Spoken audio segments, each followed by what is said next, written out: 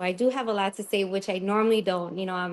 I'm quiet than more quiet than Pete, Jay, and my beautiful sister-in-law. But yeah, I do. I have a lot to say about just Your women and experience, yeah. women in that life, and what the consequences that come with it, and what it does to you.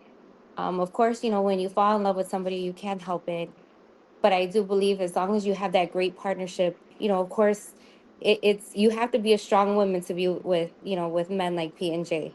So if you're that much of a strong woman to go through everything that Val and I have been through, that you're strong enough to help change them as well, and change their lives, and change your lives for your family. And I wish would have done it a lot sooner.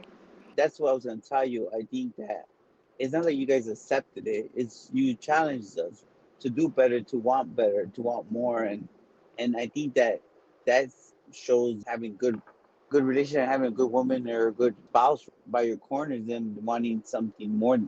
And Mhm. it wasn't about what give me more, make more. Like that was our own ambition. Like us being married to you guys didn't make us want have more money to give you guys more things. We wanted that regardless. But thank you for challenging my brother, and making sure that he agreed with me when it was time for us to change our life. So No, and I say that Yeah. because having that respect for that person that you call your wife is super important.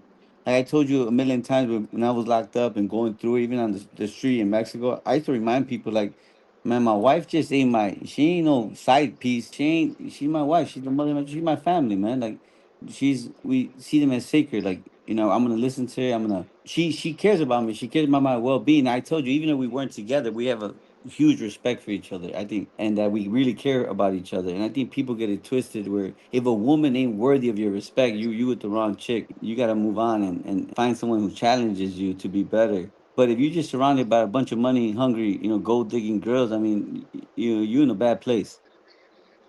You guys or your spouses could have said, fuck this. Me largo Hmm. pa'l carajo. I live an easier life. Enough is enough. No, No, I that's. tell you that, and I tell people right shy, now we're still is at that risk at people that. forget it. Don't think Don't give no don't think that ideas. we didn't have that question mark, like, is this real or not? And I tell you right now, Jay knows that there was a bag for Viv and Val for them to leave and move on and live happily ever after with their new man. I mean, that was there. That was option was there. Like, you don't have to stay with me for that. And that they stuck around was huge and kept our family together, held us down. Like, to have a person who cares about you and holding you down through the worst time in your life, like prison, for so long. Like, man, how do you repay that? How Yeah, do you repay that? but also, Pete. One of the things I want to point out that's very important, man, to all, especially to all the men and the boys, is that we earned it. That's earned. That's not given. Val said it on this channel. She made it very clear on both sides that that shit was earned, and that's why it's the way it is. Yeah, it's earned, and I think that people sometimes think that we people just get lucky. Yeah, you get lucky and you find strong women or whatever the case is, but we also work at it each and every day, and that's what makes a difference. No, yeah, it had to be ego out the door, bro. Because you might say that you could replace some or whatever, but they could replace you too. It wasn't about that. It's just about you find those people that are drawn to you that felt like it was meant to be. And like I said, look, man, we're 20 something plus years together, and we're our family's strong and together, all our families, and that says a lot. And I think that that's a huge accomplishment for us. And it still feels like a honeymoon. I'm gonna say that to have someone like strong by your side, but makes you feel like you could overcome anything. And that's why when you're in the second part of your life after a life like this, you tend to go into things like confident and saying, man, I could do this. I believe in myself. I'm gonna keep working hard to open up good doors. And I'm not saying it's easy, man, but it's possible.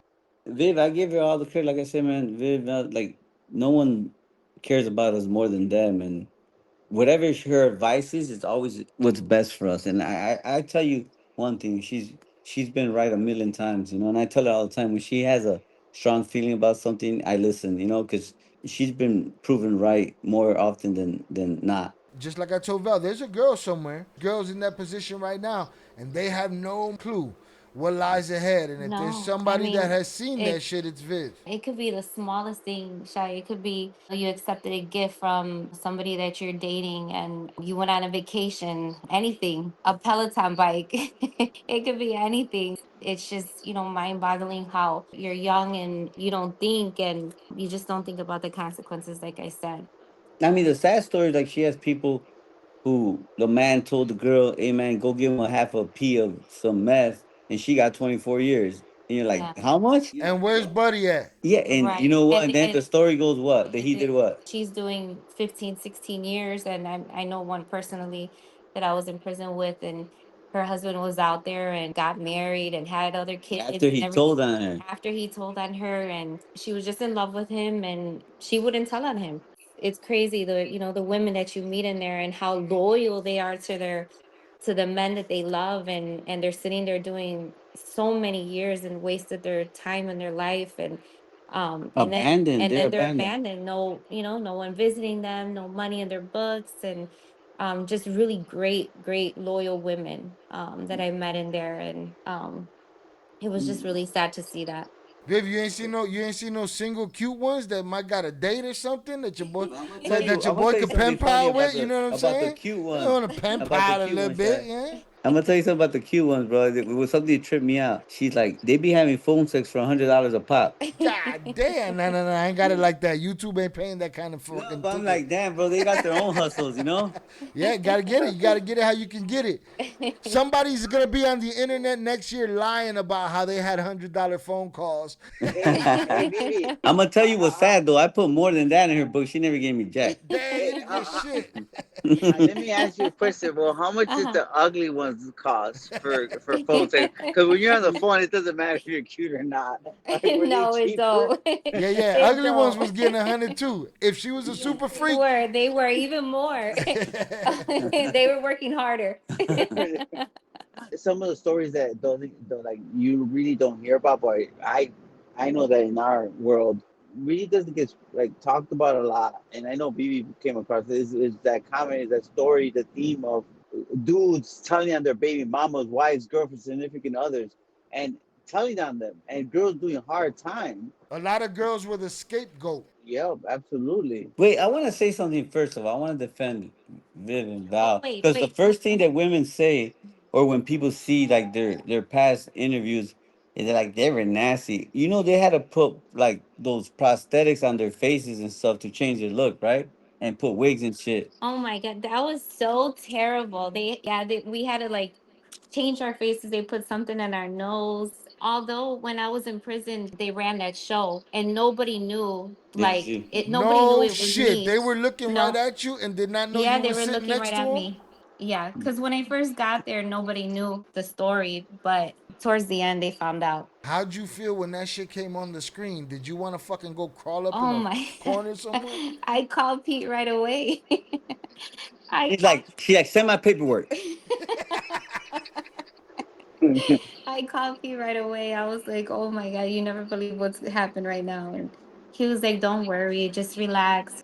Shy, I do want to say hello to Shannon and Tere. They're always wishing me well and everything. Zoraida as well. Thank you so much. And like I said, I'm always watching your show and reading the comments, and they're always so sweet and kind. I appreciate it. Honestly, the whole community, Vivi, they're always like wishing you while you guys Yeah, were gone, especially that's when I so come sweet. on. Thank you so much. When I came Thank you. onto the channel, everyone always sent you and Val and everyone best wishes the Thank you family. so yeah, So and thank the you so prayers and much. I all that. So thank you appreciate it. guys. Thank you. Even the fellas, even the guys too, Vivi. So don't forget about them. No, Big Junior, thank you. Thank you so JP, much. I everyone. appreciate it. It's really like when I was Fellas. reading the comments, I was like, wow, this is so nice. Everyone's so kind and I'm so thankful. There's someone who follows you Elizabeth. who by chance was listening to the story and was talking about it, bro, she's the most nicest person in the world, man. And through your channel, it was like a shocking thing that somebody was listening to the story while we were around. She's super nice. Her name is Elizabeth and she loves Yeah. your channel Salutes as to And, well. Elizabeth. Shout out Elizabeth. and Hmm. Elizabeth, man, wherever you're at, God bless you. It's just weird that you encounter people like that and they wish you well, and I think they could relate to the story and their upbringing and certain things. And it's powerful when you get to to encounter people like that because you're not Look, man, we're not celebrities, man. We're just normal people, and it's weird to see like Big Meech like do his little tour, because you're like, man, what did we do? Like, why you get so much attention? We have a thing in our family, and we say about things like that. We say still crying. We'll say something like that, like, yeah, and we're still crying. It's true, man. When we think about that, we don't think about all the wins. We think about all the losses.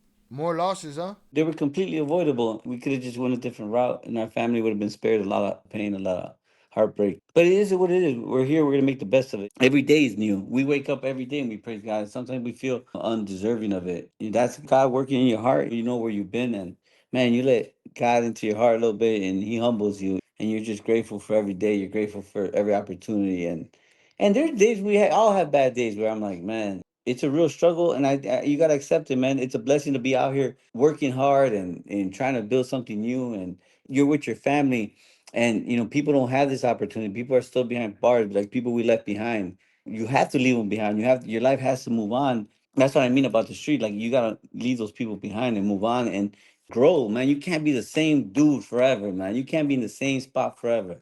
You gotta evolve into something else, because like I told you earlier, my question about being a gangster, like where does that lead you? Where's the next level of that? Where's your future in that? Show me someone you're talking about. Who do we want to emulate when it comes to that? Who is it? I can't even tell you, man. Whoever wakes up and makes it seem like prison's cool, man, I feel bad for them. I feel real bad. And Viv could tell you the same thing. There's women who get comfortable in prison. They got a girlfriend, they got a hustle, and they're good. That's not where you want to be. And some of them dudes around the block and say we're getting money now. They're in prison. I tell you all the time, their life didn't change, bro. They weren't on shit on the street. They ain't shit in prison. They're playing basketball, working out. That's all their life is. That works for them, bro. But when you've seen the world and you experience different things, man. Once you elevate your life, it's hard to want to let that go. Maybe when you were 20, you were a thug and about that life. When you're 25 and you lived a little bit and you got to taste some good things, it changes you. Do you look at these guys like mini league saying, "God damn it, that ain't me." Like going back to that, like, bro, I'm gonna tell you why though. Risking Because it, risking it for anything, no, right, anything too risky sweet. different. No, look, I'm gonna tell you why you don't do that, because there's no second chances. Like people forget. Like my brother and I came in fighting life sentences in one district. Imagine if they moved you across every district. Most people, I'm not talking about getting a 10-year sentence. Like they have it all twisted about what the case holds. They could come and supersede you every time and move you around the whole country. You come out with 1,000 years. Like you're never gonna end that. So when you're facing the rest of your life in prison, and you kind of take that in, and you're given a second chance, bro, there's no way you want any of that. You want to move on, and you say, man, look, my family needs me, my family's depending on me. And bro, I look at some of these people, 9 to 5 working people. I'm gonna tell you, like, no disrespect to I'm not saying it in a disrespectful way, but my bicep people, bro, work their asses off, and they still go enjoy the weekend with their family at the park in their badass brand new $100,000 truck and shit with chromed out everything, With a concert in their fucking backyard. yeah, I'm just saying, bro, they're living good. And you're like, man, if they could do that, I could do that. Desire, bro. Like, what do you desire? What do you want? If you're just trying to keep up with the Joneses, you're in trouble. You gotta find that happiness. And if you could find contentment in a place like prison, with the little they give you, the little you have, you gotta put that in perspective. Nobody wants to be effed up, but nobody wants to. I don't want to be back in prison. That's for sure. My family, man, they depend on me. They need me, and people. I want to make it clear, like we came out of prison with another Fed case on us. Meaning, I say we because my wife had it, and I ain't got no shame, bro. I was working a 9 to 5. I'm keeping it real. Like, ain't no shame. Like, I was working 9 to 5. What do you expect? Making $20 an hour again. But I'm gonna say this: I didn't stay there because I'm from Chicago. We got that hustle in us, bro.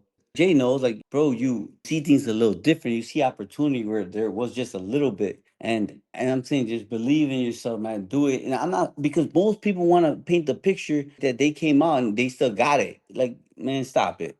Big Meat's borrowing money right now, bro. He's doing those tours for a reason.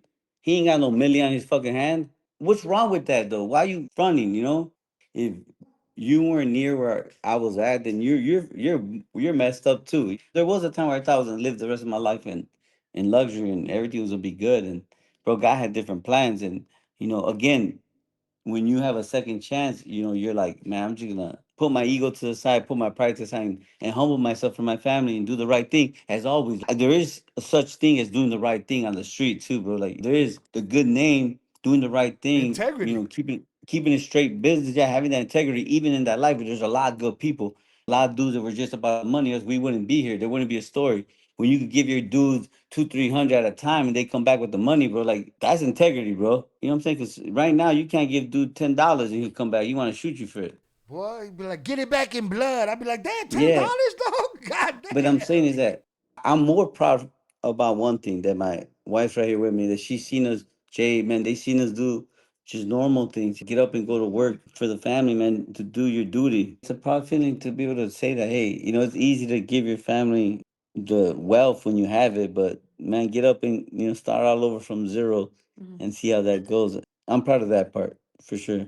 They've seen me do it, and Jay's done it, and there's nothing wrong. There's No, nothing. there isn't. I'm proud of that. Now I'm gonna tell you, it's humbling though, Shy. Like you go for a job interview, they're like, "Where you been at for the last 25 years?" And you're like, God damn "I've been rich and in prison." it. I tell you, man, I used to have these young dudes, and they'll laugh because I started a new career, a new job, and they were teaching me to do things, and I show up with like a notebook and a pen, and they laughed at me. Mhm. And I asked them, "Bro, what's so funny?" Young, little dummies, right? I said, "What's so funny, bro?" He's like, "Nah, you just funny, man. You show with your notebook." And I told him, I said, "I'm playing the long game, bro." Later on, they came to work for me, by the way. It's not easy, bro, but there's so many opportunities. Sometimes that you can find that sweet spot in whatever you're doing and feel contentment and feel peace. But, sometimes you look back and you're like, man, it feels like street money, just different, doing something different. But it was different for me to watch Pete, and it was just humbling for me to watch him like go to work. I mean, it was not 9 to 5. He'd work sometimes 14 hours a day. And I think that it was just amazing to watch him just turn into the man that he always wanted to be. And he went in with his first. Wait, I told him about my first check was like, bro, I think I did like 80-hour week. I had like Uh-huh.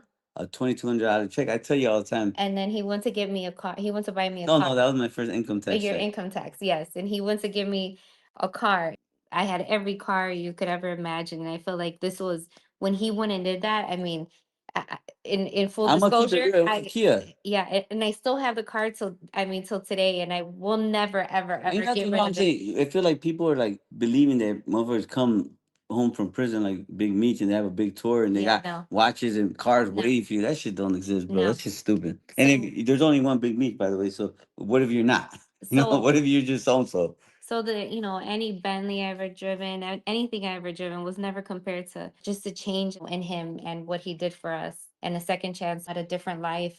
It was just more rewarding for our family to see him do that. You go through things, man, and it's real. Don't like all the people out there think that everything's Instagram picture ready. And we went to struggles. We went to Repo Man taking her car, and we're like, damn. What would you spend 2,200 on before that when you was in the game? I told you there's a story where I was mad at my brother. He misplaced a bag like of 1.5 million, and we couldn't never figured out where it was. And now you're thinking, damn, I can't lose $150 out of this 2,200. This hell is no. what it And I is. told you everyone, I said my first check felt like a $2 million check.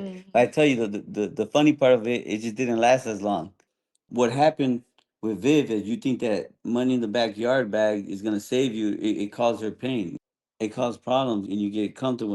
And remember, the government offered 11 years, was requesting 11 years, and thank God that the judge only gave her the 42 months. It's our fault. We did that, not knowing what we know today, thinking, "Hey, man, we're good. The government, we on the same team, right?" You don't know what they got up their sleeve. They're haters just like everyone else. And I think there's a saying, remember that everyone wants to see you do good, just not better. And when the government sees you doing something, like, yeah, yeah, we got something for you. And what's funny is that, we talk about the billboards and that, and I'm like, man, if I had that money for the billboard, I could have flipped it 1,000 times. Like I said, bro, that fake story about everyone, like there's a real nice, outcome to anything from the streets is it's just bullshit. I don't care who it is. Everyone comes out and they come out with a bang, including me and my brother. Like the story's appealing, whether it's quarterback dude or whoever. But then what? It is what it is. I mean, I'm not trying to impress no one. I mean, you go ups and downs, bro. You'd be surprised. I'm gonna tell you this with confidence. The biggest motherfuckers you think in the game been broke again. Try borrowing money from people, like believe it or not, and people don't. If you tell them, they'll be like, no, and I'm like, you guys just don't understand how it is. It's not always ups in anything in your normal life, in that life.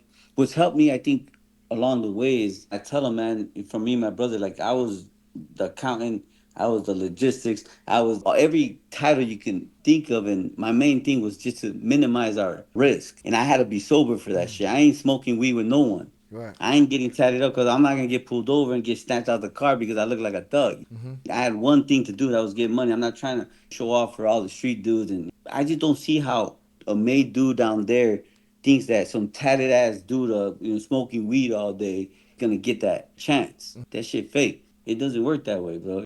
It doesn't add up to me when you think about it. That's not the way to go. So if you see why we were the way we were, because that's what worked. Keep it simple. Be yourself, man. Keep it clean. Stay focused on the money. And say you had a nice run of getting it, but how much did you get? Because there's a lot out there. Don't tell me you bought a car and shit and a Rollie. That's what you worked for. My family means the world to me. We had a payroll for the family. Everyone got paid. Nobody had to worry about working. And everyone got the houses. Before I did anything, I made sure my family was good. It's weird that you're focused on your family and taking care of the future. I think that you make different choices. No, I'm not gonna go want to shoot someone because they stepped on my shoes. Some ego shit, and bro. That's stupid. Your run was short because of some dumb shit. I built something that could make me wealthy. You know that's a money making machine, and you want me to throw it away for some hater over some bullshit? Like that's stupid, bro. You'll never get to that next level. That's your mindset. You might get lucky a little bit, yeah, but you never get to that next level. That's not the mentality of someone who's just successful. Having a good partner like that, man, when you struggle and you're sitting there, you're like, man, what are you gonna do? Like you stay up at night and you have someone that says, whatever it is, we're just gonna do it together. We're just gonna have to do what we have to do. That's kind of inspiring. You gotta be proud of that. I remember, bro, working 16 hours and then just thinking like, look, it's been a long week, but man, go ahead, get ready. I'm gonna go home and take a shower. We're gonna go eat something. Let us go have some Applebee's. I mean, those are the things that stay with you. Because you can't live through your memories, bro. You can't live telling stories how I used to have this, I used to have that, and nobody believes you anyways. So whatever. And I'm gonna tell you a story. I tell you, there's only one reason why anyone ever recognized me, like being out, and it was Viv's fault. I asked him later. I said, "Hey, bro, how'd you know it was me?" He said, "I seen the girl." I'm like, "What the fuck she doing with that dude?" I was like, "All right, thanks." That says it all. Viv just showed me the comment that yes, I did corrupt Viv. That was never my intention, man. I mean, we were friends for a long time. We were friends because I always thought she was out of my league. I never thought I'd have a chance, to be honest. That's the hard part when you think about what she went through. You're like, man, I wish I would have just left her alone sometimes. And remember, this is not the first time I feel that. The first time I really felt that was, she was trying to jump out of a speeding car window because they had picked us up. And it's weird because sometimes you could think like anyone but her, but sadly, it's sad for anyone. No one deserves that. Truthfully, with the way I see things are now, some girls, they're gonna get what they're looking for. They out there scamming, they out there chasing the bread. We have a beautiful family and we see our kids and they're just amazing young people, man. They're in honors class, they're graduating early, and Jay's kids are in college now. We're like, wow. Even when I was sitting in prison and doing time away from my children, that I never left for one moment, and just being away from Pete after the 12-year sentence that he had. And I never felt like I wanted to change my life. Of course, the decisions that we made in our lives, of course, you regret. I mean, anybody would, but I felt like I was always where I wanted to be. You had those moments of regret though, where you're like, your life could have been anywhere. You have too much time not to think that. It's okay. I mean, it's habit. I used to talk to her about it all the time. Like, I understand if you feel upset about it because Yeah, upset in prison, of course. I mean, anyone's, of course, is going to be upset and sad and hurt. What were the first feelings? Was the first feelings a fear of the unknown? Was it more of the anger, or did it go in stages? And where did it start? Yeah, when it came to the house, yeah, they came to the house, and I went to jail for a day and a half, 2 days. So that was when reality set in for me. Of course, you live with that mental anguish while I was on pretrial, and then anger is there. of course, It's really like sharing this with you, sharing the chat, is that we talk about it where it could have been anger that where she tell me like I trusted you.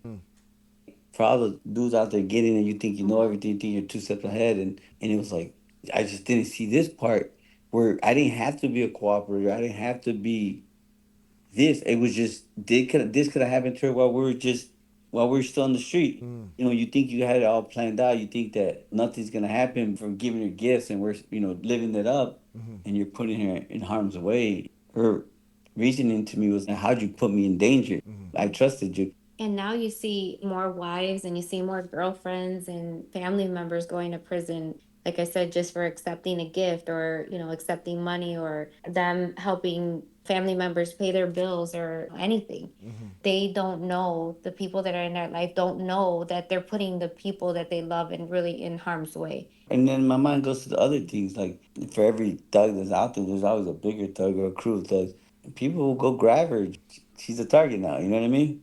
If you feel that, no, there's nobody do that shit to me, that's because you ain't got shit yet. Let you have something. And that's something that we I had to cope with throughout the time that might have came up. It's the worst thing that ever happened to you. Absolute worst. The kid, now we have things that we have our family, our kids depend, that's their mommy. Their mommy that never left them, their security, their protector. Your kids don't deserve that. She didn't deserve to be handed that because she was my wife.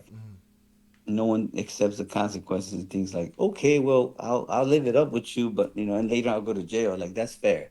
And no one thinks that.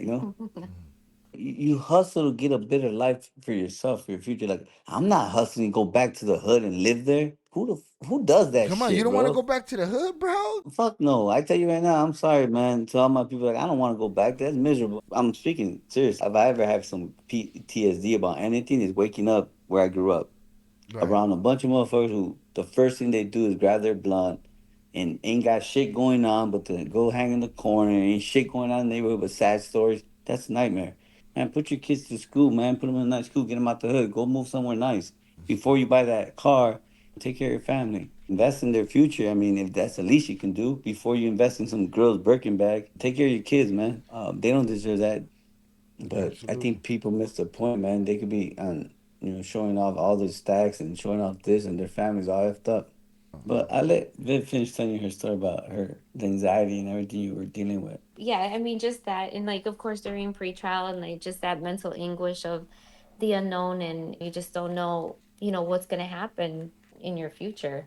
And then, of course, them telling you that, you could possibly do 9 to 11 years, and it's of course you could never fathom that either. You think that you're going to lose everything that you ever loved. I think that goes for both women and men. You could lose everything that you ever loved with a blink of an eye. You just don't know what the future holds. And you met those women behind bars that's exactly what happened. The Yeah. worst case scenario happened to them. It's sad, bro. It's sad just to hear the misery that they live in. I've said it before. I think, like, if you're playing that game on the street, don't cry fair. You can't. You should know. Well, my case stays this. I'm like, that's what they caught you for, but you got away with a lot more shit before that. Like, Yeah. what I got caught, what I got charged for is different than everything I got away with. And then we tend to cry unfair. I'm saying I was one of them, but in perspective, you're like, this is the game you're playing. You lost, and now you got to deal with it. When we talk about it not being fair, of course it's not fair, bro. Like, it's just broken, and there's no way to fix it. That's the sad truth, and that's why you gotta run from that. You don't want to be subject to someone else's, some other human beings, judgment on you and punishment. It starts in your heart, man. You gotta live it. You gotta believe it. You gotta breathe it. But the message there is, don't get in there thinking that you're gonna beat the system. Meaning, if you do it, you gotta take what's coming with it. And fairness is not one of them. I say that because sometimes I sit there and I'll be like, man, this shit is bullshit. This part right here, this three paragraphs right here is bullshit. And then you're like, but the rest of it, does it really matter, bro? And sometimes people get lucky and they'll get away with something, they'll get out. But how many don't get lucky? And that's the sad part where we would talk about people having girls having 20 years, 30 years, and then they sent Viv to like the max prison. She was in there with the killers and they got them, bro. Like, don't think they don't have them. Women in there doing hard time.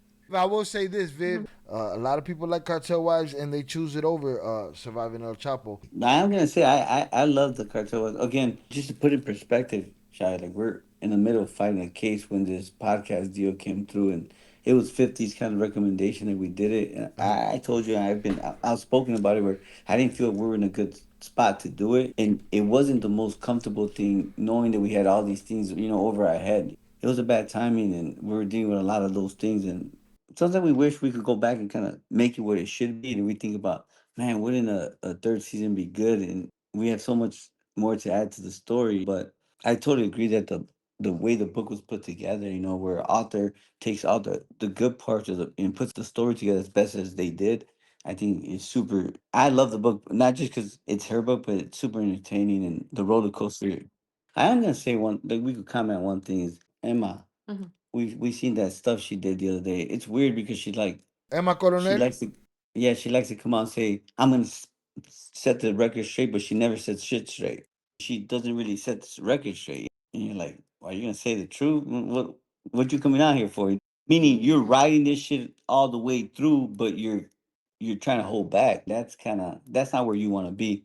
And then I see she has like a tattoo of a slice of pizza, and I said, damn, bro, like there's a war going on.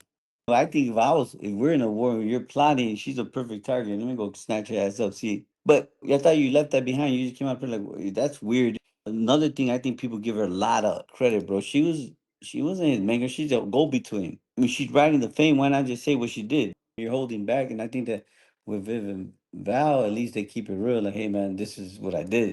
What do you think is the moments after the book, the things that stand out to you the most? I think, of course, his homecoming for sure, and then everything that I had to live through, fighting my case and everything. So I think that would be interesting, especially Going away. yeah, going away, being there, being in prison, coming home. I mean, there's so many different things.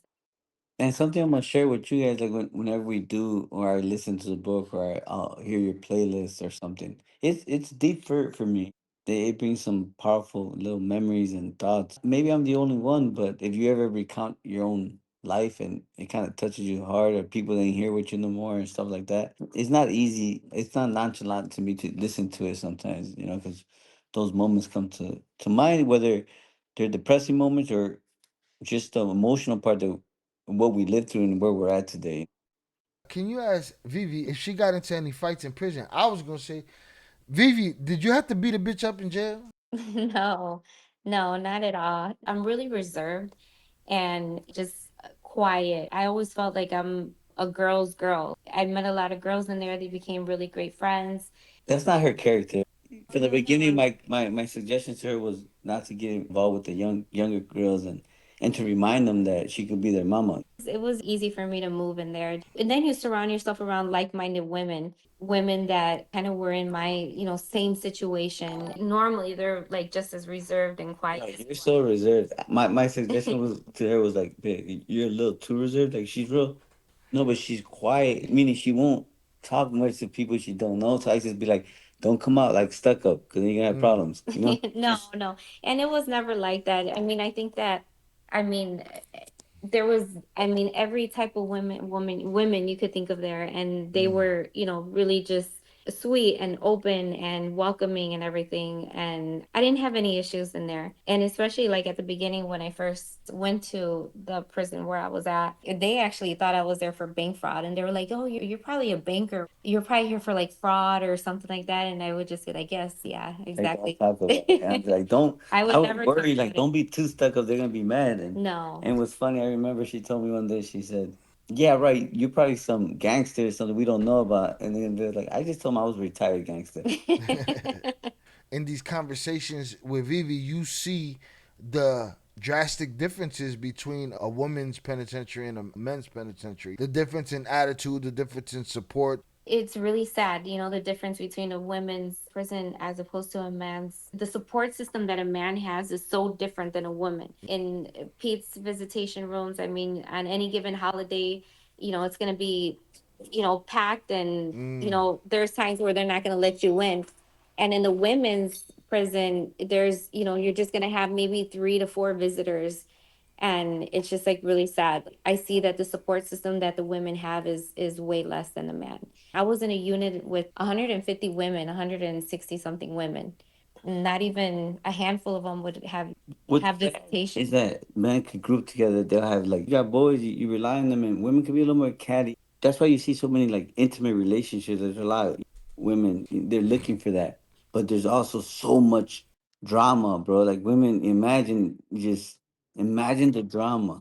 And one thing I seen that, in the prison where men are, usually those fights are more like they're about something, and with women, but they fight all day long. It seems like they more rowdy than the men any day of the week because they're emotional. We were locked down half the time for weeks at a time just because the women were fighting. I mean, it was different. It was way different from what I know P had went through during his prison time. Yeah, I feel like the women are more forgotten about than the men are. And here's what's crazy, that you and Val were in different prisons, and Val shares the same story. We would talk about it all the time, and she had this passion, like, man, there's something we got to do. I want to come home. I want to be an activist, do something, man, because they're silent. And the men's prison, I think that most organized prisons, right, like in the Fed, bro, when the men don't get what they got coming, the prison system's scared. With the women, they're like, yeah, whatever, shut up.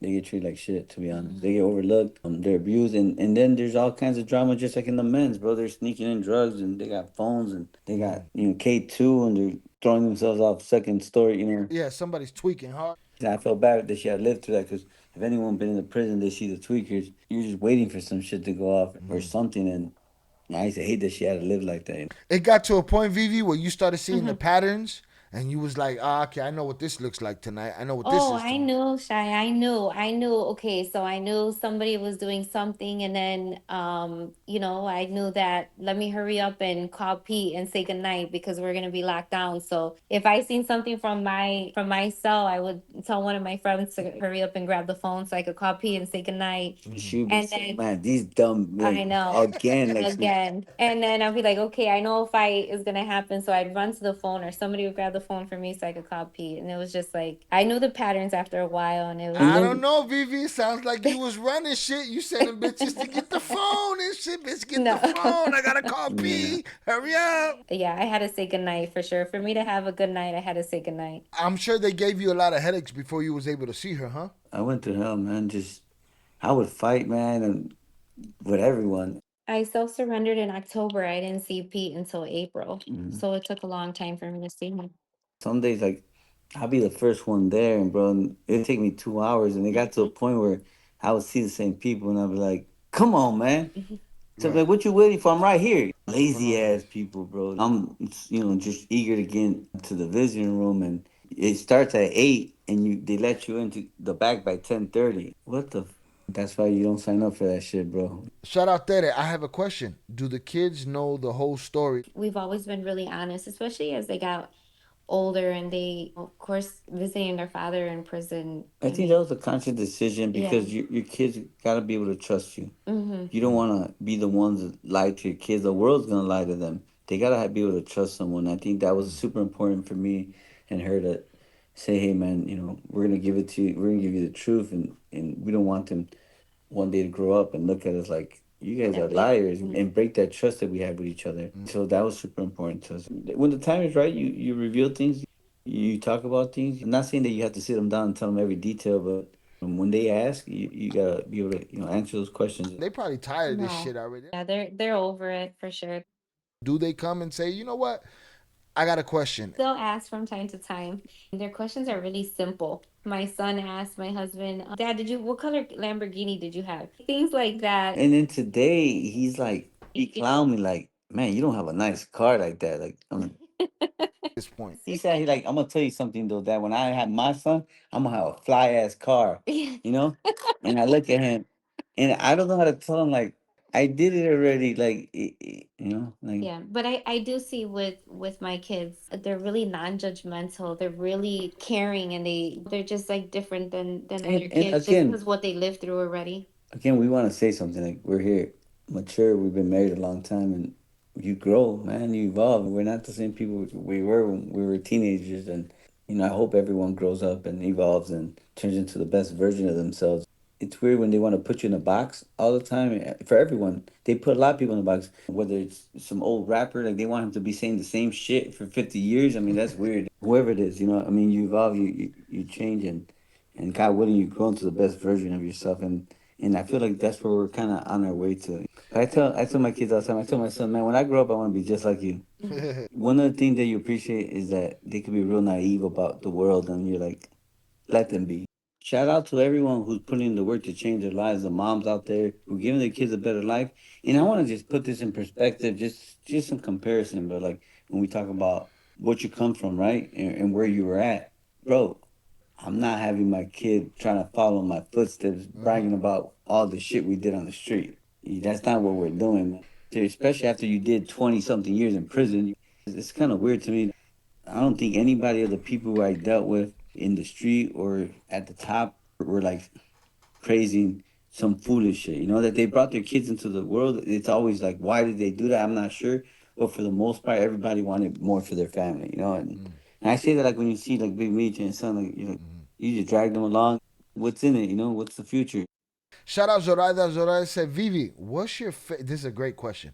What's your favorite part of the day now that you're back home with your family? Coño, man. It would definitely be um me cooking for my family. Coño, I man. think that I take really like joy into cooking for my family and sitting down and just enjoying each other and talking and laughing, and I think it's something that I look forward to every No, day. she does. I'm gonna tell you what she does. She gets up at 5:30 in the morning every day and makes a big ass breakfast for the kids and then makes them a lunch. Oh, And that's I'm the like, they just ate that big ass breakfast. They're not gonna be hungry like that by nah. 2 hours later.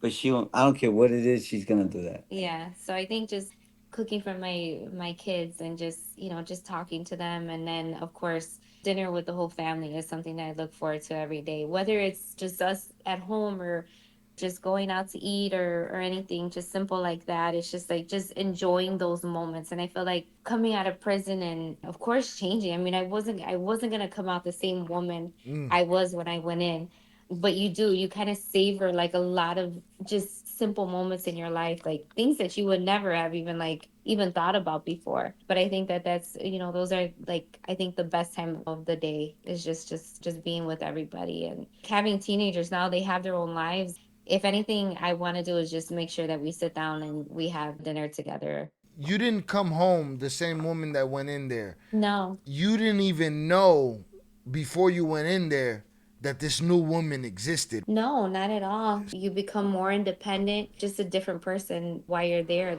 You're by yourself. I was secluded for a while. I was secluded for almost 2 months. I was in solitary confinement Damn. at the beginning. So, there you just start changing right then and there. You come out and you're a free woman, and you go in, and then all of a sudden they lock you up and you're in solitary confinement, and it changes you right then and there. Pete was there for me like every weekend. I never missed a call or anything like that. But you're like in your loneliest time in your life when you're in prison. You're vulnerable. Yeah. You're hurt. You're in pain. Mhm. I think that Yeah. changes you. Yeah. God speaks to you. There's no distraction. Like I think we're good at distracting ourselves from everything we feel and see, especially with phones and stuff. And man, when you're out there and you got that solitude, I think it does. I think it changes everyone. Sometimes for the better, sometimes for the worse. Viv, what was your distraction? I love to read. I love to crochet. I learned how to crochet. I never thought I'd do that in my life. The women, my really good friends that I had there, we cooked together. We kept each other busy. I worked out every single day. I would give classes to like a couple of girls. We would do like step classes and strength training and things like that. We really kept each other busy. Like I really like owe it to the girls in there that really helped me get through my time. And then I had a bunkie, my last bunkie that I had. She had a lot of time. She I think she had like a 16-year sentence. She was there for me like every step of the way. She was just a really, really amazing woman. So, I owe it to her as well to keep me going. And then I can't even thank Pete enough for taking care of my kids and making sure that he was there for me. Like I couldn't have done it without him. I think that he made it a lot easier than it could have been on me. Hey, brothers, y'all ever meet any MM members? Some hot ones. You end up cooperating like after doing like 20 something years, 30 something years in already. He was a big dude, and I don't think he was ever going home. You always know that they're a little different, but very organized and soldier like. I remember, they sent me magazines and stuff, like every magazine you could think of. And I was first in, and we get like us and stuff. And he'd be like, "Hey, brother, you're gonna waste your brain reading shit like that?" I look at him like, "What do you mean?" And he was always like, "Man, you got feed your brain something good." But real, like sincere, like, man, like feed your brain something good. Mm-hmm. He had been there for a long time. All these dudes I'm talking about, they were in 30 years already, bro. Like some big dudes at one time, hoping to get a chance to go home one day. I was with one of these dudes. He was like a Northerner, Nuestra Familia dude, like one of the founders or something. They call him Lifer Joe. Old man, bro. He was in 50 something years when I was there.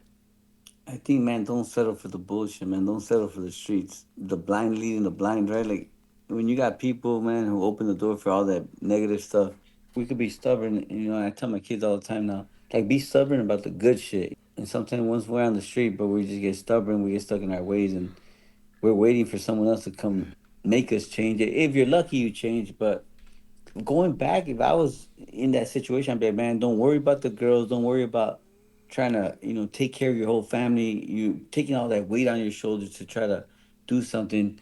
Take the long road. You know what they say about the shortest distance between 2 points is a straight line. And it made me think about life, man. Every time I try to cut a corner, I just made the shit longer. And I thought to myself, man, if I would have just stood straight, I would have been where I wanted to be a lot faster, a lot sooner. I wish somebody would have told me that, man, that there's money everywhere. There's a lot of money in different places. You don't gotta choose the street life. They didn't know what it seems to be, man. Shows what a successful gangster looks like. Seeing both the worlds, right? Like, of course, the world that we were living in before and today. I think that the simple life is the best life. Mm. You have no work. I mean, of course, worries, but you don't have those kind of worries Mm. that we had to our nightmare that we had to live. Tire. Life is not easy. You're not always going to be happy, and your bank account's not always going to be endless. But I would take this 10 times over. The stress is crazy, Shy, man. You gotta get lucky every day. The cops just gotta get lucky one time, That's it. and they'll crush you, bro. That's They'll it. crush you. That's a hard gamble. You're gambling with your life for real. You throwing what they say. You throwing stones at the feds. You can't erase all the bad things you did, and there's always gonna be someone to connect the dots for them to tell them the rest of the story.